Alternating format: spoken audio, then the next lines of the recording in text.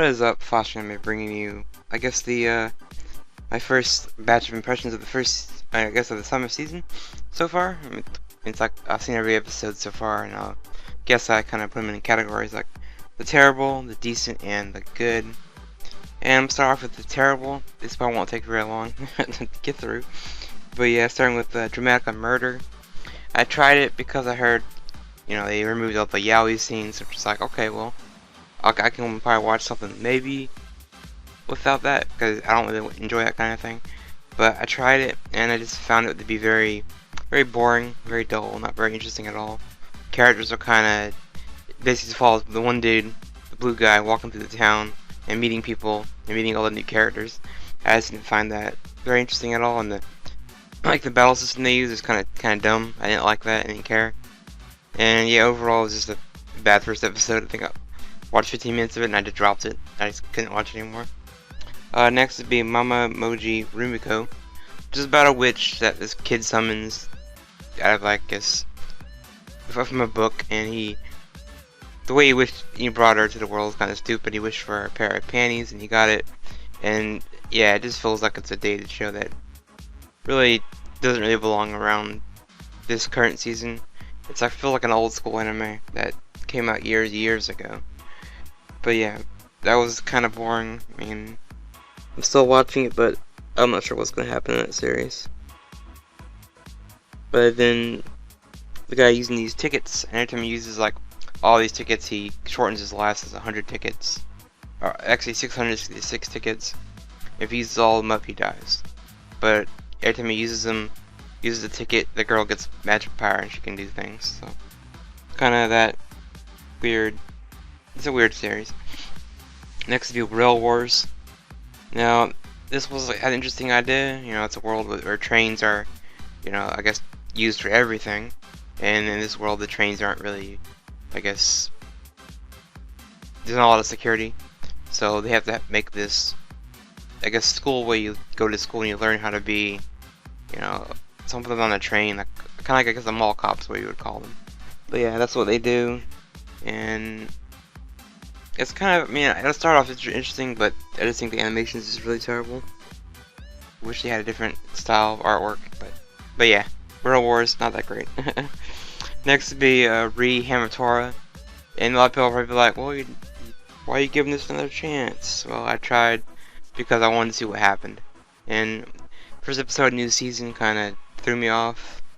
They make it seem like Hajime is going to be the new leader. She's going to be awesome and doing things, and she's more outgoing and talkative, but yeah, I haven't seen the second episode yet, but first episode kind of takes that idea of Hajime doing something, kind of kicks it to the side, because certain people are not really dead, so I don't know, it's kind of weird. So yeah, Re Hamatora, I don't think is that great. I just don't. Next will be Blade Dance, which I saw recently, and it's like a harem fantasy show, just like Seikon no Dragonar of last season. And yeah, it's kind of typical. Main guy gets power, and he is the only guy in this all-girls school because he has the power that only the girls really have. So, that's kind of been done a million times. And Stratos has done it in a few other shows I can't remember, but yeah, being the only guy in all-girls school, you automatically know it's a harem.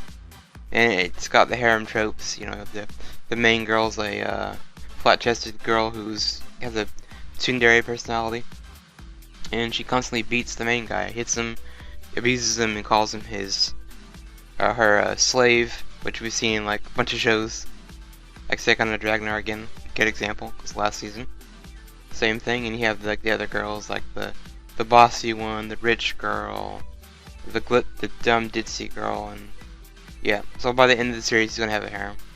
And there's some mysterious power he has, but I don't really care. I'm still kind of watching, but we'll see what happens. Next would be Invaders of the Rumajomana, which is about, I guess, 4 girls with different special supernatural abilities that somewhat live in this guy's like small apartment. And one of the girls is a ghost, one's an alien, one's a magical girl, and one's like a girl from the underground, which is like I guess she's kind of like a god type character, I guess you want to, because she has these 2 minions that follow her around that Yeah, she can control. So, but that one, it's got some comical moments. I do like the core zombie style where they have multiple girls with different powers living together, and that kind of dynamic is always fun watching them play off each other. But the main goal is for one of the girls to win the apartment because there's something they want there. So they play games all the time, see who wins it. They're trying to see who wins the apartment, but I'm seeing it as they're all gonna become friends anyway. So, but yeah, that was not very interesting. Like I said, it's got some comical moments. The only girls I like are the alien and the ghost. They're seem like the fun ones. And next would be Nobunaga Concerto, which I wasn't really even gonna try, but it updated and I was like, yeah, you know what? Let's give it a shot. And I was sorely mistaken. I survived maybe 10, 15 minutes of the series, and I was turned off immediately by the blatantly obviously 3D CGI character models, which don't really work for this series. I mean, I understand for like last season Knights of Sidonia, which is a sci-fi series, so they want to kind of put you in another world, and it works. But for Concerto, I don't think they need to go with 3D CGI. I mean, it doesn't really fit, in my opinion. Arpeggio did it 2 seasons ago, and that kind of fits because it's like a video game to me. It looks like a game.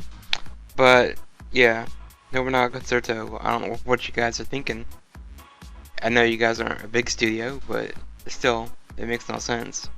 And I feel bad because the voice cast is really good. I mean, there's a lot of top tier actors in here, and it's like, what are they doing in this not so great show? And even the character who plays Nobunaga, like the one that gets time traveled, he's basically not aware of what's going on. So, I don't know, I think it's just kind of awkward how it's 3D CGI. And finally, the last of the terrible will be Sengoku Basara Judge End. And I've only seen season 1, I skipped season 2 because I only watched maybe 5 episodes of that. But the 3rd season kind of introduces way too many characters. The story's kind of jumbled up to who's going to rule Japan. I don't really know. I don't really care, to be honest with you.